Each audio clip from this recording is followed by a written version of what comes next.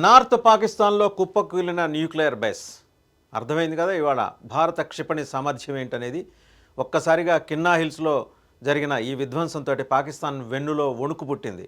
ఏం చేయాలి, ఎలా చేయాలి, న్యూక్లియర్ బేస్కి సంబంధించి వాళ్ళ దగ్గరున్న కేవలం చాలా పరిమిత పరిజ్ఞానంతో ఆ ఇష్యూని ఎలా అడ్రస్ చేయాలో అర్థం కావట్లేదు. అణు ధార్మికత రిలీజ్ కావటం, లీక్ కావటంతో మొత్తం ఫ్రైటన్ అయిపోయింది పాకిస్తాన్ మొత్తం. నార్త్ పాకిస్తాన్ మొత్తం ఫ్రైటన్ అయిపోయింది. ఒక పక్క వెస్ట్ పాకిస్తాన్లో బెలూచీలు వాళ్ళు పూర్తిగా దాన్ని స్వాధీనం చేసుకోవటం, నార్త్ పాకిస్తాన్లో ఈ గొడవ, ఈ న్యూక్లియర్ బేస్లో భారత క్షిపణి వ్యవస్థలు ధ్వంసం చేయడం, ఇది పాకిస్తాన్ని బాగా కలవరపెడుతున్న అంశం. కిన్నా హిల్స్లోని పాకిస్తాన్ అణు స్థావరాలపై భారత క్షిపణులు దాడి చేశాయా అనే ప్రశ్న వచ్చినప్పుడు దాడి చేశాయి.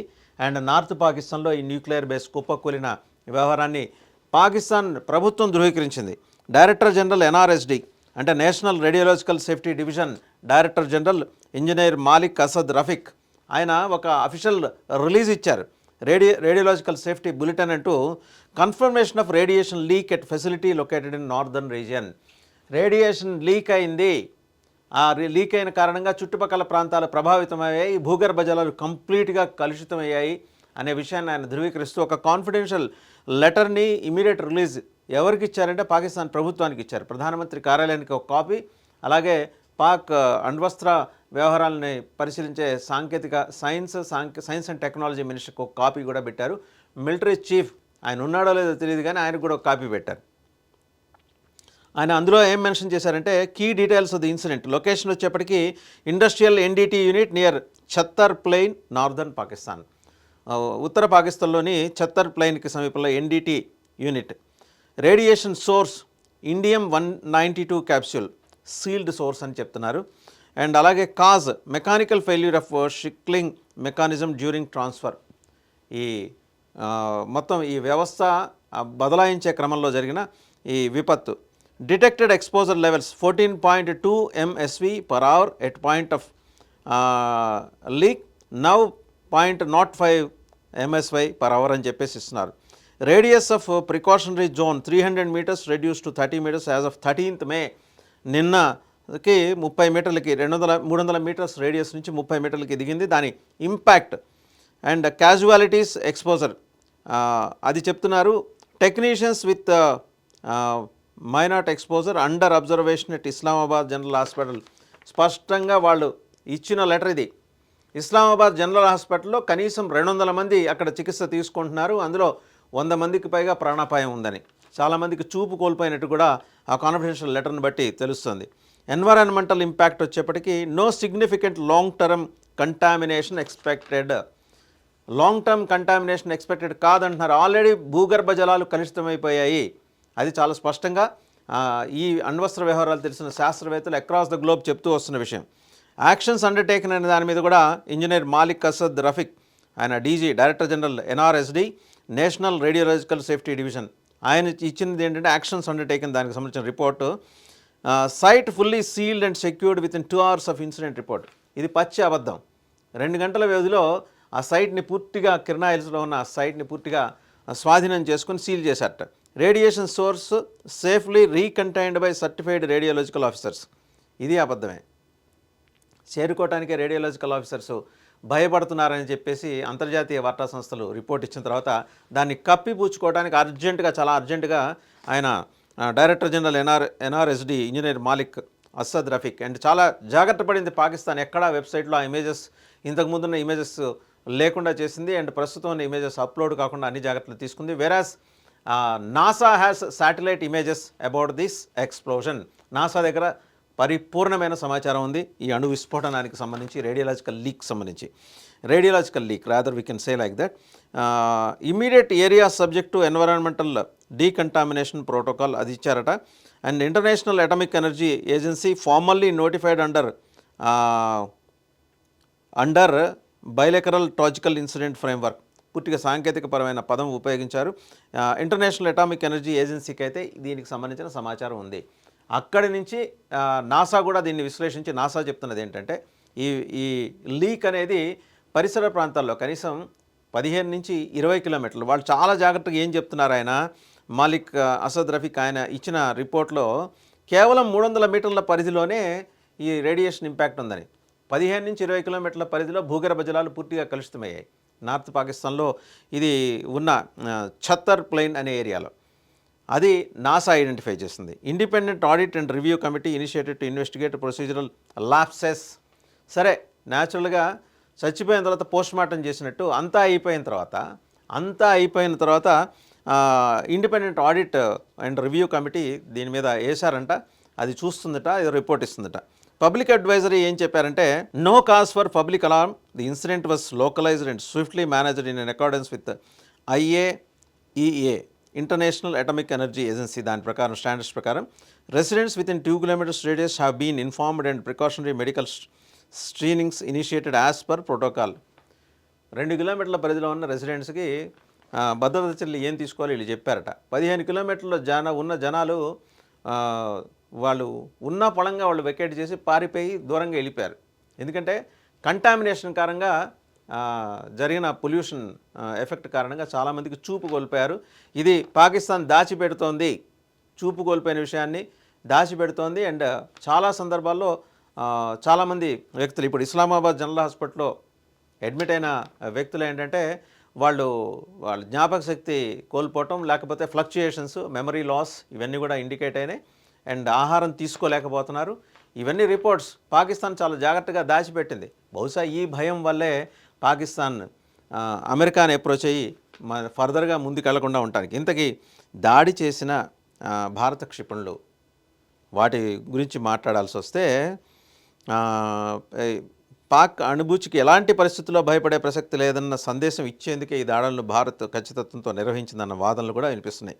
మే 9 అర్ధరాత్రి 10వ తేదీలో పాకిస్తాన్లోని కీలక వాయుసేన స్థావరాలపై అండ్ కంప్లీట్ యాక్యురసీతో దాడులు చేశామని భారత్ ప్రకటించింది. అది మనకు తెలిసిందే. 11 ఎయిర్ బేస్లపై పూర్తి స్వదేశీ ఆయుధాలతోటి ప్రెసిషన్ స్ట్రైక్స్ చేసి దెబ్బతీసినట్టు భారత సైన్యం తెలియజేసింది. వీటిలో ఒక దాడి Pak nuclear command control centre ప్రాంగణంలో జరిగినట్టు తెలుస్తోంది. క్లియర్ కదా. పాకిస్తాన్ ఇవాళ ఏం మాట్లాడుతుంది, మా దగ్గర 120 ఉన్నాయి, 150 ఉన్నాయి, స్ట్రాటజిక్ ప్లేసెస్లో ఉన్నాయి. మీ స్ట్రాటజిక్ ప్లేస్నే ఈరోజు భారత్ ధ్వంసం చేసింది. అండ్ పాక్ ప్రధాన బలం అణ్వాస్త్రం కాబట్టి ఆ బలంపైనే దాడి చేస్తే దేశ నాశనం తప్పదని పాక్ సైనిక నాయకత్వం వెన్నులో ఒడుకు పుట్టి అమెరికాను ఆశ్రయించిందన్న వాదన నిజమైపోయింది. వాళ్ళ ఆ వాదన మొదలవటం కాదు, అది నిజమైపోయింది. ఈ వాదనలో అయితే ఈ విషయం మీద అంతర్జాతీయ మీడియా సహా సోషల్ మీడియాలో సైనిక వ్యవహారాలు నిపుణులు చేసే వ్యాఖ్యలు మనం చూస్తూ వస్తున్నాం. రావుల్పిండిలోని నూర్ఖాన్ ఎయిర్ బేస్ సమీపంలో ఇండియన్ ఆర్మీ ప్రెసిషన్ స్ట్రైక్ చేసింది. దానికి అత్యంత చేరువలోనే పాక్ న్యూక్లియర్ కమాండ్ కంట్రోల్ ఉంది. అణ్వాయుధాలను నియంత్రించడం, నిల్వ చేయడంలో దీని పాత్ర అత్యంత కీలకం. ఇప్పుడు దీని గురించే మాట్లాడేది. ఇది మొత్తం కంట్రోల్ చేసేది కంట్రోల్ కమాండ్. దీనికి అతి సమీపంలో దాడి చేయడం అంటే పాకిస్తాన్ అణ్వాయుధాలను క్షణాల్లో భారత్ ధ్వంసం చేయగలదన్న సందేశం స్పష్టంగా ఇచ్చినట్టేనని ర్యాండ్ కార్పొరేషన్కి చెందిన మిలిటరీ అఫైర్స్ ఎక్స్పర్ట్ ఒక ఆయన డెరెక్ జే గ్రోస్మన్ అనే ఆయన చాలా స్పష్టంగా ఎలాబొరేట్ చేస్తూ చెప్పారు. ఆయన వీడియో కూడా సోషల్ మీడియాలో దొరుకుతోంది.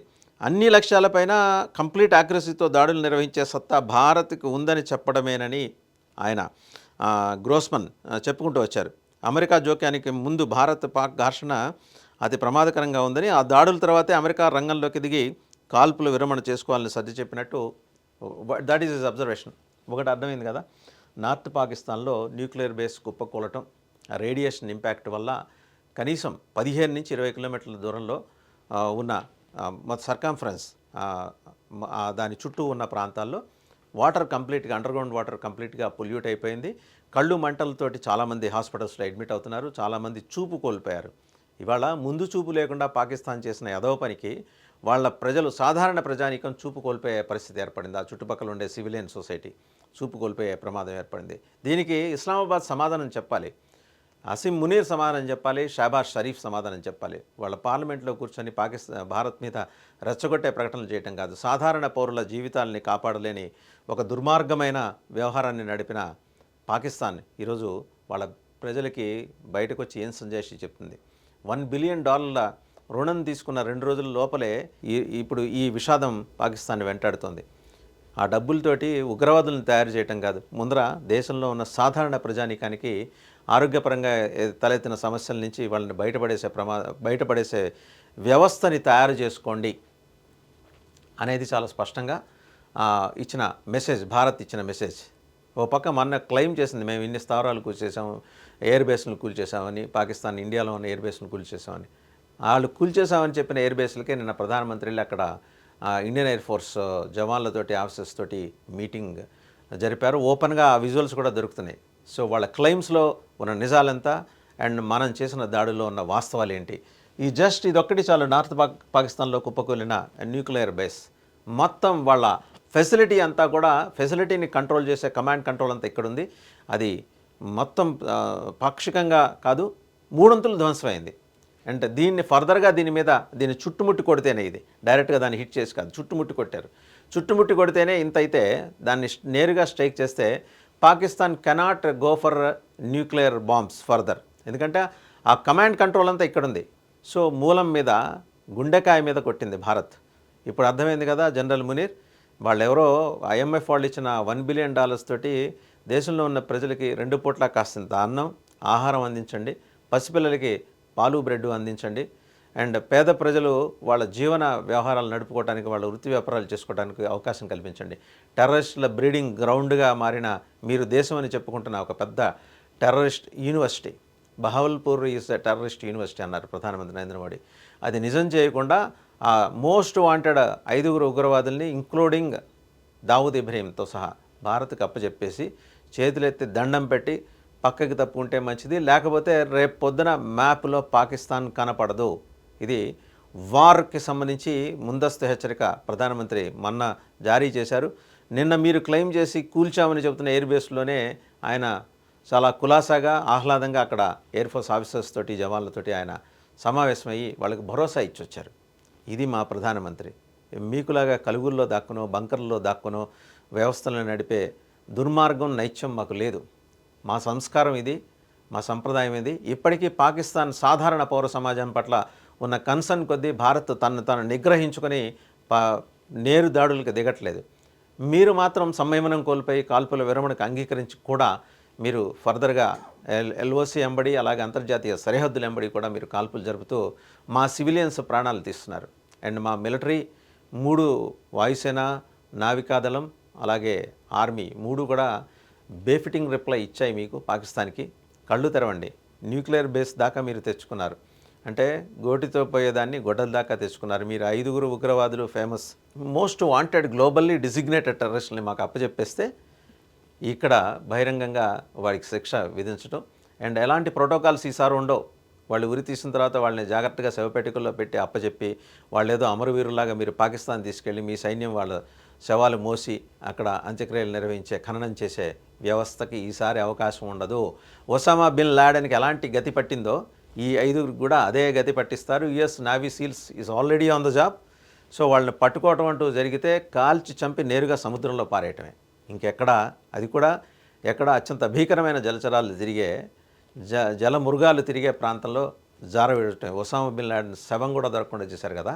ఇప్పుడు ఈ 5 కూడా అదే గతి పట్టే విధంగా తయారు చేస్తుంది. మీ అంతటా మీరుగా అప్పచెబితే పాకిస్తాన్ ఒక దేశంగా మిగులుతుంది, ఒక పౌర సమాజంగా దాన్ని అంగీకరిస్తారు. లేదంటే you are a rogue state.